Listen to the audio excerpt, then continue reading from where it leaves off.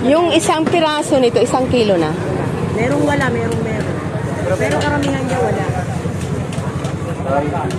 Yan na, magkano dyan? 140 ka na natin. Pampakso naman. Ay, dalagang burot pala, naging na. Kano kilo? Kasi plano ko katulong ako lang mag-isa eh. Okay. Ha? Kano kilo? 180 kilo. Matigas ba ito lagain? Matigas lang kasi may bao pa po yan. Pag natanggal po yung bao, malambot. Ito na, dinilis yung patay din. Hindi, ito. Tatanggalin lang yung asin. Madali lang yung... Ano mo 1 kilo?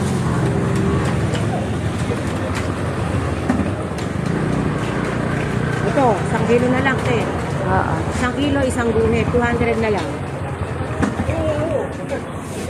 Pwede pa tanggal na siya ng bao.